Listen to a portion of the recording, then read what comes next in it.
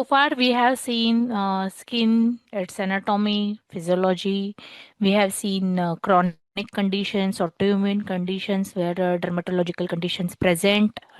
They have how what kind of presentation these chronic diseases have on the skin, uh, autoimmune diseases have on the skin. We have seen till now these many things, and today we are going to discuss the management part. Okay, so when I talk about the management part, it is a big difference between the cosmetic procedures and dermatological procedures. Okay, even though we are studying in module 4 as a dermatological cosmetic procedure, but these procedures have big difference in them because dermatology is a branch of medicine and cosmetic is something, as I was telling you, it is very important, okay, to understand the skin type and their pigmentation and how they are reacting to sun.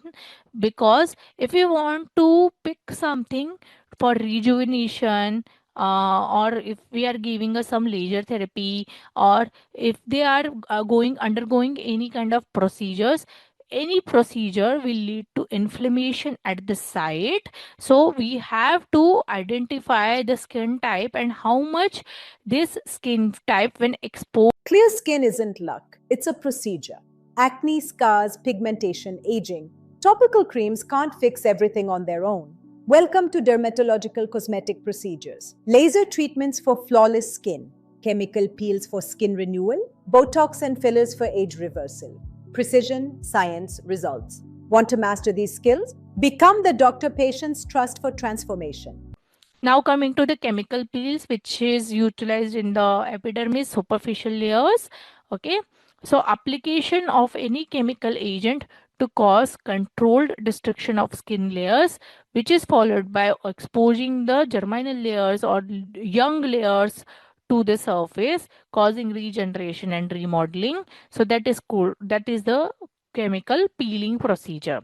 So where it is indicated keratolysis, where there is a disruption of desmosomal bonds which is present in the superficial layers, and there is a coagulation where protein denaturation and coagulation necrosis is present. The depth of chemical peel is going to determine the efficacy and downtime or repeat application time.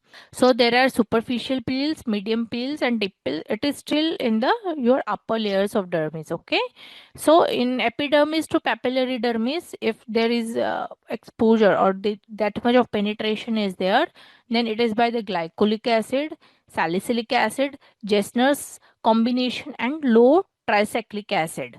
Okay, then there is a medium penetration up to upper reticular dermis. It is by TCA, glycolic plus TCA. Then there is a deep mechanical exfoliation.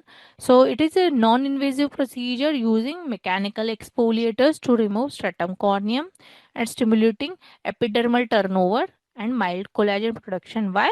So there are types: crystal based, where the sprays of aluminum oxide or sodium bicarbonate crystals are happening, and there is a diamond tip where abrasive wand with vacuum suction is present. So which one is better? So diamond tip is considered to be better.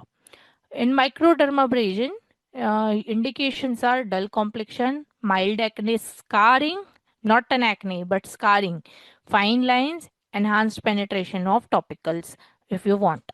Contraindications include active rosacea, active acne, fragile capillaries or telangiectasias, or Dull skin, acne marks, uneven tone? What if your skin could renew itself in days?